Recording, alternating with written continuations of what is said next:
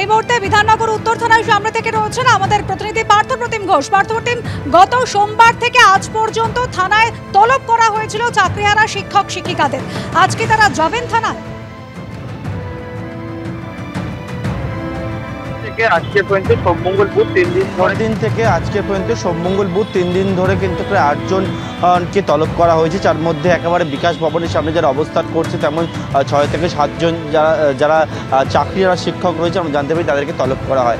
বিধাননগর উত্তর থানায় তুমি জানো যে গত 16 তারিখে একটি মামলা হয় এবং যে মামলা পুলিশ স্বতঃপ্রণোদিতভাবে করেছিল এবং সেই মামলা করার পর সেই মামলার পরিপ্রেক্ষিতে কিন্তু পুলিশ এই চাকরিহারা শিক্ষকদেরকে তলব করেছিল। সোমবার দিন 3 জনকে তলব করা হয়েছিল, গতকালকে 2 জনকে, আজকেও কিন্তু 3 জনকে তলব করা হয়েছিল। এখনও পর্যন্ত চাকরিহারা শিক্ষকরা তারা যে বিষয়টা জানাচ্ছেন যে তারা হয়তো আজকে আসতে পারেন, তবে তারা জানাচ্ছেন তারা কিন্তু তাদের আইনজ্ঞদের সঙ্গে কথা বলছেন। তবে এই যে মামলা, সেই মামলা তদন্তভার ইতিমধ্যে তুমি দেখেছো যে গত পরশু দিন বিকেলবেলায় বিধাননগর উত্তর থানার তরফ থেকে কিন্তু নিয়ে নেওয়া হয়েছে বিধাননগরের গোয়েন্দা বিভাগ, তারা গোটা বিষয় তদন্ত করছে।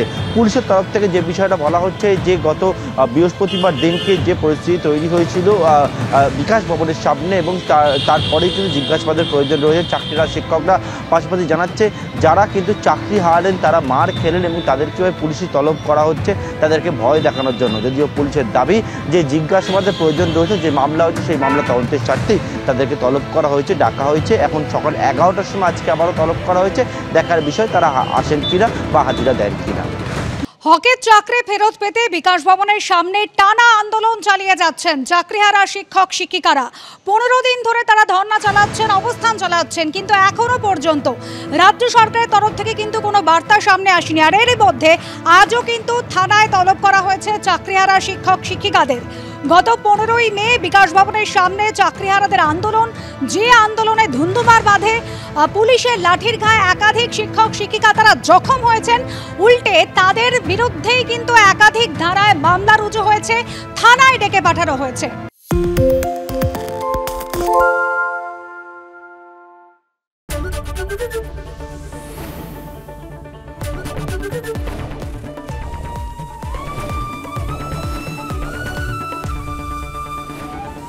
এবিপি আনন্দ, এগিয়ে থাকে, এগিয়ে রাখে।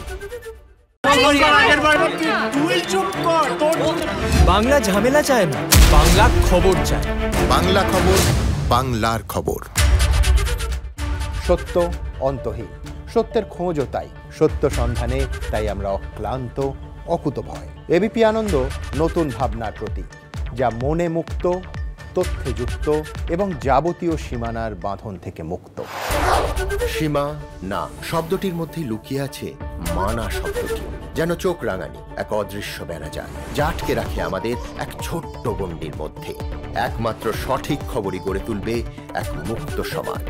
সেই জগৎ গড়ার লক্ষ্যে কোনো সীমানার ঠুকুটি আমরা মানব না। এবিপি আনন্দ, এগিয়ে থাকে, এগিয়ে রাখে।